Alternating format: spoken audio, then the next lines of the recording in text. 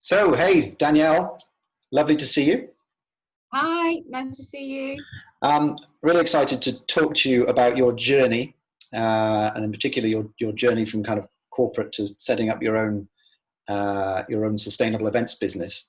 But first of all, just give me a kind of potted history, if you like, about your events industry career and your experience of being an event prof.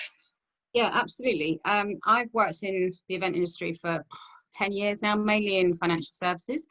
And my most recent job before I left to set up on my own, I was head of events for Europe, Middle East and Africa. I had a team of 5 reporting to me.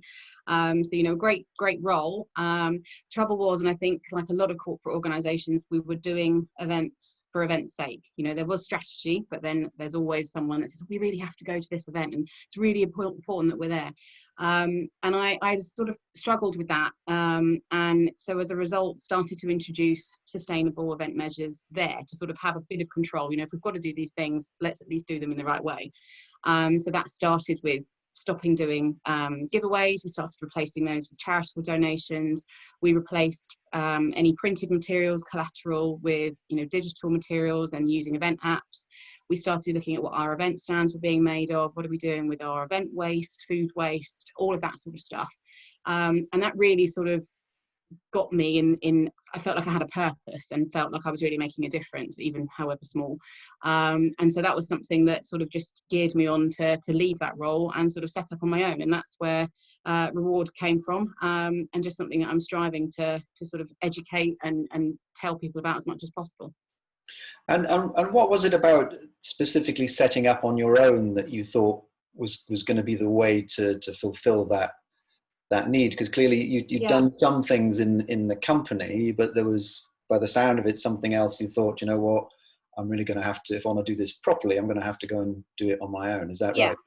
Definitely, because I think and I'm sure a lot of people can resonate with this, it became a sort of a nice to have. And if you've got time, or we'll just shoehorn a bit of sustainability in at the 11th hour of an event, and as we'll get into over this conversation, sustainability has to be embedded from the very beginning. So from your initial outset, we have to do this event. This is our strategy. It needs to be embedded in your whole design of what you're doing. And I think a lot of the time we were doing too many events, in a short space of time, and it was always the thing that got pushed. It was always the thing that, we don't have time, next time we'll look at how we can be more sustainable. And it was a nice to have rather than this should just be a standard. So it was something that I wanted to focus on 100%. I didn't want to compromise on that and do it if I had time, but making sure that it was embedded in every event and how we were rolling out all of our events. And just something that I felt I wanted to just do for myself. I've always wanted to have my own business and never really had, I guess, a real reason or, what should that be? And then I really found sort of my calling in this. Amazing.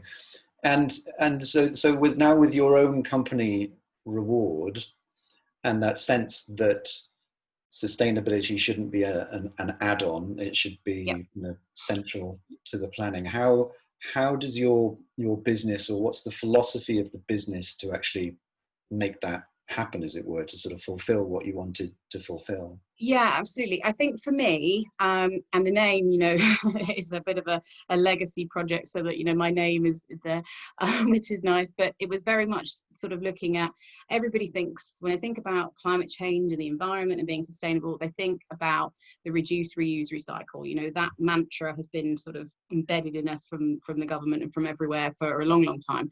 And that's great, but I think that's only part of the story. And so when I was thinking about actually how do I want to sort of revolutionize how we go about this, because it's more than recycling and it's more than just reusing what we're going to be using in terms of materials, it sort of threw up a whole load of words. So rethink, reimagine, repurpose, all different things that we should just be reimagining the whole event experience and the whole event process of how to design an event, and rethinking, your suppliers that you're working with, the materials that you're using, and actually taking every single stage of an event and thinking about, okay, how could I do this differently? And it's not about compromising on the event. It's about, for me, re-educating people on, you can still have the most amazing event experience just without the bad bits. And that's where the sort of the reward element comes from. You're rewarded by doing good, it's the right decision to make environmentally and for the climate, but also for you as a business, it just makes sense to be sustainable. And so that's where the sort of the concept came from. But for me, I think there's still a lot of judgment in the sustainability industry around, oh, you have to be doing this and you have to be doing that. And it's very difficult. And I think as soon as you start talking to people about, well, how much plastic do you use and what do you do with your food waste, there's a lot of, people get very defensive. And there seems to be a lot of judgment in the world around it. And I think for me, the biggest thing is to educate people on, it's not about doing it perfectly. No one is going to be 100% sustainable. Or certainly things that I'm doing in my business, I'm trying to bring to my, home life as well, but nothing is perfect. So it's not about a few people doing sustainability perfectly. It's about millions of people doing it imperfectly. And for me, at Reward, what I'm trying to do is sort of make it realistic and make it actionable, that you can actually go away with some sort of tangible things that, okay, I can do an event tomorrow, and these are the things that I can start building into my planning process, rather than thinking, oh, there's so many things I've got to try and think about and got to try and remember and measure. It just becomes insurmountable, and then that's when people will give it up. It's a bit like losing weight, trying to think about, I've got to lose 10 stone by Christmas.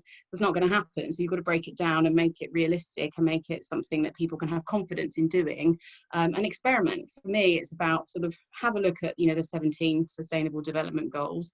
Not all of them are going to resonate with you as a business, and not all of the things are going to be things you can control. You can't suddenly install a load of solar panels on the roof, or change your energy supplier.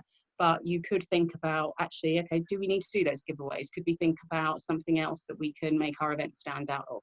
So it's actually looking at the things that you have control over and making it realistic, and just having a go. And then the next time, try something else, and then just go from there and build up what works for you. And that, that kind of dialogue and messaging that you're talking about, it doesn't have to be perfect. It's about trying stuff out. Yes. And as we speak, your business is kind of growing.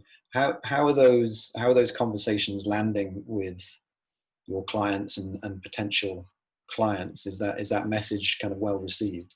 Yes, I think so, because I think the message has been, you have to, people think, oh, I'm not doing plastic straws anymore, and they're ticking the box for that. And that's great. And I think it's about rewarding people's small achievements. But definitely, I think that's been received well, because it is, it's such a massive topic, and it's so complicated that if you try and bombard people with too much information, we're never going to get there. So I think for me, the key thing is, the awareness is there now, and people know that they have to make a change and they need to start thinking about this. And, sustainability in events has been around for a long, long time. It just seems to be now that there's a lot more focus on it, there's a lot more attention on it.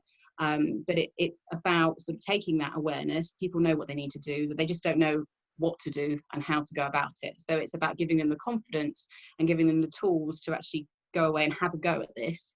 And that, I think, is, it's having that support and that non-judgmental approach that is helping, that people want to talk to you about it. And, I've got this challenge, what would you recommend? Or these are the things that I think are causing our, biggest waste or our biggest energy consumption. What do you think? And I think it's about building that confidence and those relationships to help people, and not about sort of shaming people into changing their behaviour, because that's never going to happen.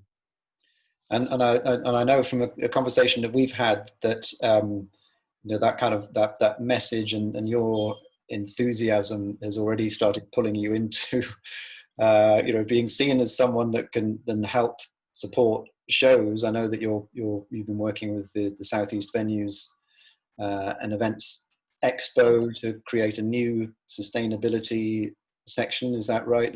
Yeah, absolutely. The Southeast Venues and Events Expo. So I approached the lady that organises it, and has done for the last few years, just to really sort of have a chat around sustainability. And it is a common theme, but how much are people actually doing? And within a half-hour meeting, I was the sustainability partner. We were writing the sustainability policy. And we built in a sustainability zone to the whole expo. So the expo is designed to showcase all of the amazing venues and suppliers that are not in London. So a lot of these event shows happen in central London, and this is about showcasing venues and suppliers that are based in the southeast. And so we looked at, potentially having a zone within that showcased all the amazing sustainable venues and event suppliers in the southeast. And then in addition to that, we added on a wellbeing zone, because I think that's another big issue with sustainability, that it has become synonymous with the environment and climate change, and not discounting that at all. That's a massive part of it. But there are other parts to sustainability besides environment. And, if you think about this, people, profit and planet, it's the triple bottom line. And so you have to think about all those elements.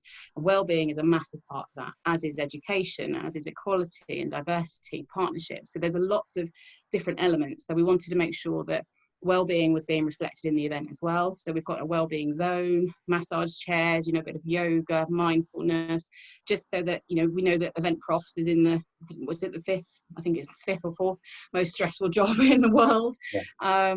And, so being able to reflect that in an event capacity and building that into that sustainability message is really important. And I'm also speaking on the panel, so there's lots of things that came from that meeting. Yeah. Fantastic. And is that referring back to what you were talking about earlier, when you're in the corporate role, and that sense of, as a person, as an individual, this isn't quite going far enough for me. Mm-hmm. And now you've got your own business, and now you're having conversations, and now you're influencing a trade show. Is that giving you that kind of sense of fulfillment about kind of doing more than you got in the previous role? Absolutely. And I think, the more people that you speak to, and the venue that we're holding this event in, even just asking a few questions, and you have to be careful not to go, again, back to our non-judgmental, making people feel bad about it, but just sort of inquiring and just being curious about, so what do you do with any food that's left over after an event? And how is the venue powered? And, this carpet that you're going to put down for us for the event sounds great. What happens to it afterwards? And I was reassured that it's carpet that they reuse and reuse and reuse time and time again, which was music to my ears. But it's about sort of asking those questions. And actually the venue contact that we had was actually thinking, oh, well, now you've got me thinking about what we could do about other elements of the hotel and the venue. So for example, where you do your teas and coffees, instead of having individual sugar sachets, you have the sugar cubes, or have a bowl of sugar, things like that, and not the individual milk cartons. Have a jug of milk, not having obviously the plastic water bottles, having a jug of water with glasses, or using those the reusable water bottles with the water filters. And it actually, you could see her mind was sort of ticking around of all the different things that she could think about and actually get her supply chain and her suppliers involved with, just from that one conversation. So it's actually really encouraging to see people actually going off on their own speed and their own steam to actually sort of make some changes internally, when I think it's just about positioning it, or just questioning, or just sort of raising some curiosity around, well, how could we do this differently? Because it's not about replacing or not doing something, potentially. Most of it's about making an alternative choice. I think if you keep being curious and keep asking open questions, Danielle, there's a career in coaching ahead of you.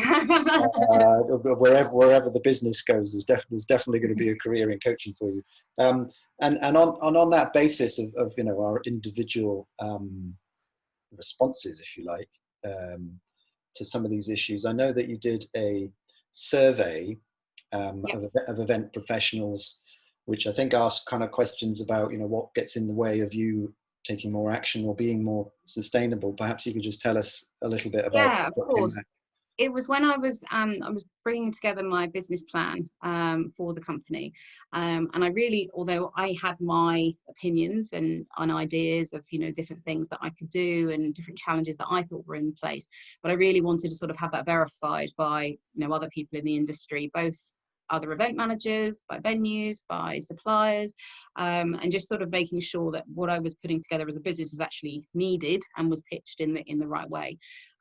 So yeah, I put a survey out just before Christmas, and had sort of 50, 60 responses, but essentially was around what are sustainable events, they're here, they're not going anywhere, but not everybody's doing them. So what is it that's a blocker to you? What's stopping you from putting on a sustainable event? Yeah. And the biggest things were budget. So people think, I can't afford a sustainable event. I'm already absolutely strapped with the budget that I've got, to now think about I've got to invest in lots of expensive kit or new suppliers. And then that's a massive hurdle. So again, it's about re-educating people on, a lot of the time it's not about it's going to cost more money. Sometimes it may in the interim, because you're having to maybe invest in new kit or work with a new supplier, but actually that's kit that's going to last you for years and years and years, because you're going to be reusing and repurposing it. Sometimes you're actually saving money because you're going to stop doing something, so actually you're cutting money. In other situations, it could actually generate income for you, because you're opening up your event to a whole new audience, because you've now got these sustainability credentials or things that you're building in to tick that sustainability box. And I think there was a survey by Nielsen that said that 66% of people would actually be happy to pay more for a sustainable event, or to work with sustainable businesses, because of their ethics and how they're going about doing their business. So I think for me, the budget thing is a massive sticking point for a lot of people, but it's about, again, re-educating people on, you haven't got to change everything overnight, and it's about baby steps. But a lot of the time it can save you money, if not generate new income for you. So budget was one. The second one was around sort of compromising on that sort of look and feel. If you're used to sort of, certainly in corporate events, high flashy tech events, really sort of premium look and feel to your event. And people think sustainable events, they think potato sacks, they think hemp, they think maybe very stripped back and basic. And of course you can do events like that, but a lot of the time, you don't have to compromise on that look and feel. You can still have the most amazing event, but just without the bad bits, which is essentially what Reward is all about. So that's also one of the big challenges. And then I think the third was just, that feeling of being overwhelmed and not knowing where to start. And that's where I try and sort of get across, well, there are plenty of people out there, such as me, that can help. But also it's about breaking it down into manageable steps, rather than trying to think about the whole thing. Yeah, amazing. Thank you. And finally, I think I have a question for you, which is, if there's someone watching this, or an event professional who's thinking about getting more involved in sustainability, what would be your kind of top tips for them to take that leap, I guess? Yeah, absolutely. I've got a blog on my website that they're sort of breaking it down into sort of more individual steps. But I think the key things that I would recommend, the sort of top three things, would be, firstly, is just to sort of reimagine. So reimagine what your event could look like. If you take it back to basics and start from the very beginning, sort of just totally rethink how your event could be. Like I said, sustainability is really important to build in to the very beginning of your event planning strategy, and get the right stakeholders on board, because there are a lot. Certainly, I remember when I introduced, we're not going to do giveaways anymore. I mean, it was absolute uproar from the sales team around, we can't do an event without giveaways. So it's important to buy people into the journey, and don't expect to go about this on your own, because you are going to get a lot of pushback, and a lot of people questioning what you're doing, which is frustrating. But what's important is to sort of stick by your guns. This is the right thing to do for the business, as well as for the world. But I think that's really important, to build sustainability in at the very beginning. Keep it simple, keep it realistic and actionable. But yeah, get those people involved, in the stakeholders involved from the beginning. Secondly, I would look at your supply chain, your suppliers, and particularly venues, because if you think about the 17 sustainable development goals, a lot of those can be ticked off by working with the right suppliers and working with the right venues. You can work with venues that have got certain green credentials, that they will deal with food waste for you. They've got sort of green energy suppliers, in terms of, you know, how the venue is powered, the materials that they use, where they're sourcing their food from. So a lot of those goals can be ticked off by working with the right venues and with the right supply chain. And I think it's about empowering your supply chain and your suppliers to help you with this. This isn't, you know, no event is complete by one event manager. We have to work with a huge network of different suppliers, whether it's from transport to production companies, AV companies, caterers, venues, entertainment. And I think it's everybody's responsibility to sort of be part of this journey with you. I think everybody is conscious and aware of what they should be doing. And I think it's about holding them to account. So ask them questions about, have they got a sustainability policy? Can you see it? A lot of people, you know, will say, oh yeah, I've got one of those. It's just a sort of tick in the box, but actually, is that how they live their life, and is that how they're running their business? So ask to see those credentials and work with suppliers that share your vision for your sustainability in your event, because I think a lot of this, as I say, can be shared with the people that you're working with. You don't have to be responsible for all of it. And then the third thing I would say is refuse. So I think a lot of, you know, coming back to that reduce, reuse, recycle, the first stage of it should be refuse. And this is about refusing anything to do with single use. There's no need now. There's so many amazing companies out there that are creating, you know, stands from ocean plastic, and repurposing certain materials, and, you know, that whole circular economy, and taking something that's a waste product and turning it into something that could actually be usable. So I think it's really important that just refuse single-use items. There's no excuse that something can't be used again, and if it can't be used again, making sure that you're recycling it or repurposing it or donating it to a charity or a school or the community, and just making sure that there's no excuse really for using something once and throwing it away. So that's it. Reimagine the whole process, reimagining your relationship with your partnerships, rethinking the whole process, and refusing single-use items. They'd be my top 3 things. Yeah, very clear. Thank you very much. Thank you. I'm going to finish it there. Okay. But just to say thanks so much for talking to me today, and for sharing all of this with the wider group. Good luck with the business. I'm sure we'll be seeing more and more of you, both in terms of your business, but also as a growing influencer, I would imagine, as well. Fingers crossed. And, you know, we're hoping that there won't be a need for sustainable event companies soon. It will just be event companies, because every event will be sustainable. Yeah. Let's hope so. Thanks again, Danielle. Cheers. Super. Thank you. Bye.